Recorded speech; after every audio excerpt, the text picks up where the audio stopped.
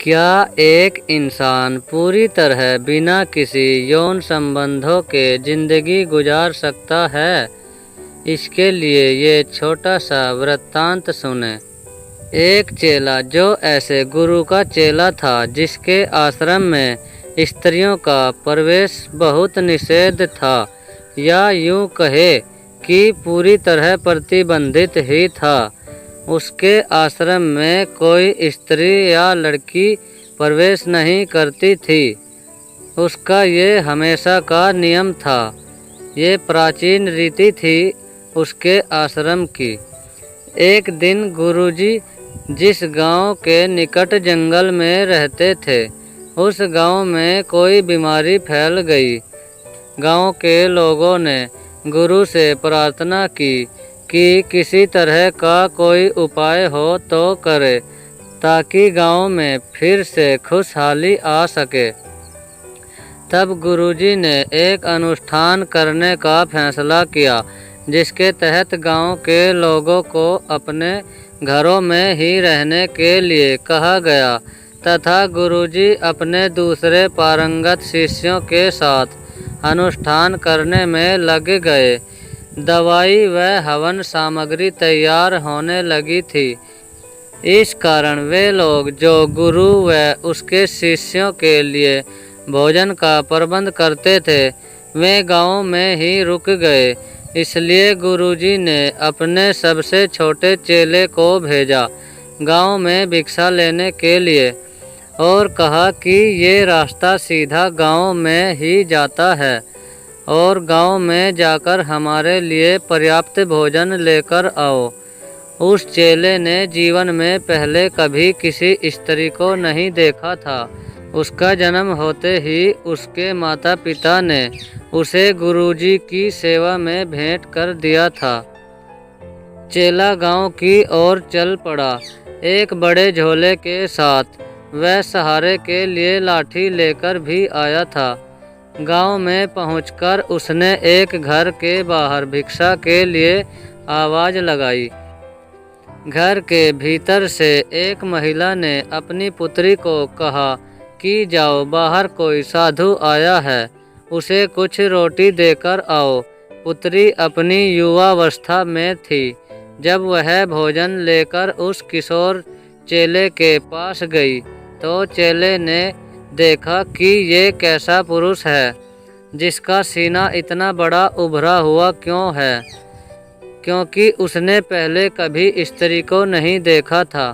तो उसने सोचा शायद यही बीमारी है जिसका हम गुरुजी के साथ अनुष्ठान कर रहे हैं, क्योंकि इतनी कद काठी होने के बाद भी न तो मूछें ही है और न दाढ़ी।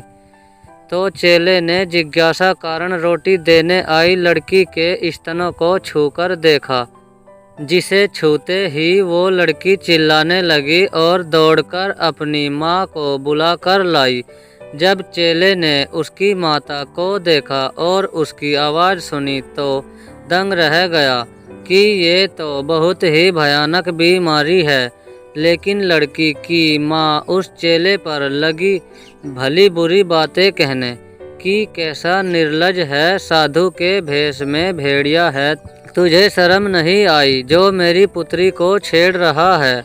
इतना सुनने पर चेले ने पूछा कि क्या इस गांव में जो बीमारी फैली हुई है, ये उसी के कारण आपके शरीर में ये बदलाव हुए हैं? क्या उसी के कारण तुम्हारे सीने इतने बड़े हो गए हैं और तुम्हारी आवाज़ पतली हो गई है, साथ में दाढ़ी और मूछें भी झड़ गई हैं? मैं तो इसी जिज्ञासा के कारण इसे छूकर देख रहा था। इतना सुनकर महिला ने उससे कहा कि लड़की को छेड़ने के लिए मेरा पति तुम्हें बहुत कठोर दंड देगा, और अगर उसे पता चला तो वो तुम्हें नहीं छोड़ेगा। इसलिए जा, भाग जा यहाँ से, तू बड़ा ही कोमल है। मैं नहीं चाहती कि तुम्हारी पिटाई हो, और दोबारा अपनी शक्ल इस गांव में मत दिखाना। वह चेला हैरान हुआ, वहीं से अपने गुरु के पास लौट गया। उसने ऐसा गलत क्या कर दिया जो इसे इतने क्रोध का सामना करना पड़ा। सोचते सोचते वह वापस गया और आश्रम में जाकर सीधा अपने गुरुजी के पास पहुंचा और गुरुजी को पूरी घटना सुनाई और पूछा कि ये क्या रहस्य था। गुरुजी ने बताया कि हर एक योनि में एक नर व एक मादा होती है, चाहे वह जानवरों की योनि हो या मनुष्य की। यहाँ तुम जितने भी लोग देख रहे हो ये सभी नर है और वो जो तुमने देखी थी गांव में वे मादाएं थी। चेले ने पूछा कि फिर उनके सीने इतने उभरे हुए क्यों थे। तब गुरुजी ने और गहराई में जाते हुए बताया कि मादा के अंदर भगवान ने गर्भ बनाया है। जब मादा बड़ी होने लगती है तो धीरे धीरे उसके स्तन भी बड़े होने लगते हैं, ताकि जब वह बड़ी होकर गर्भ धारण करेंगी तो उसके गर्भ से उत्पन्न बालक इस संसार में आकर दूध पी सके। चेले ने पूछा, दूध ही क्यों? तो गुरुजी ने बताया कि बालक जन्म होते ही बड़ा असहाय होता है और वह माता के दूध के अतिरिक्त और कुछ भी पचाने के योग्य नहीं होता। इसलिए भगवान ने उसके भोजन का प्रबंध किया हुआ है। ये सब सुनकर चेले को सब कुछ समझ आ गया और गुरु को कहने लगा कि हे गुरुदेव, मुझे माफ़ करना। जब उस भगवान ने उस अजन्मे बालक के लिए भी भोजन का प्रबंध पहले से ही कर दिया है, जो पता नहीं कब जन्म लेगा, और मैं मूर्ख बना इसी चिंता में था कि कल क्या क्या होगा। अब मेरी हर समस्या और चिंता का समाधान हो चुका है।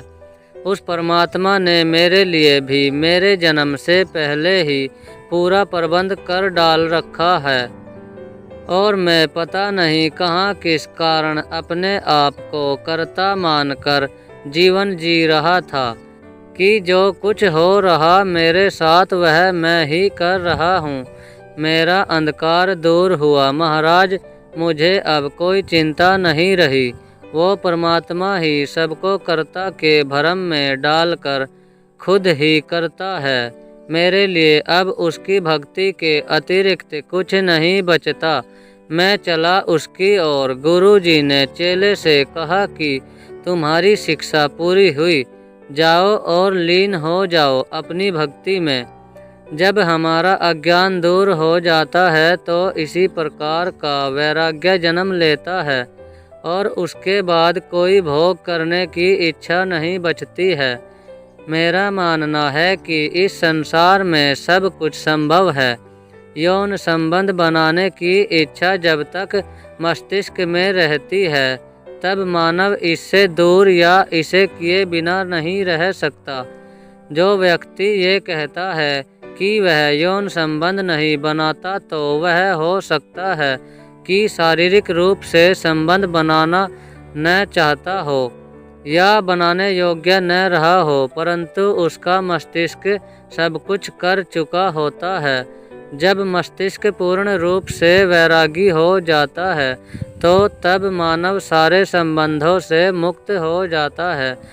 तो दोस्तों, कैसी लगी हमारी वीडियो? हमारी वीडियो आपको अच्छी लगी है तो इसे लाइक करें और अपने दोस्तों और रिश्तेदारों के साथ शेयर करें। और ऐसी ही रोचक और ज्ञानवर्धक वीडियो देखने के लिए हमारे चैनल लाइफ फैक्ट को सब्सक्राइब कीजिए और साथ में घंटी के निशान को ज़रूर दबाएं ताकि आपको हमारी ऐसी ही अगली रोचक वीडियो जल्दी देखने को मिल सके।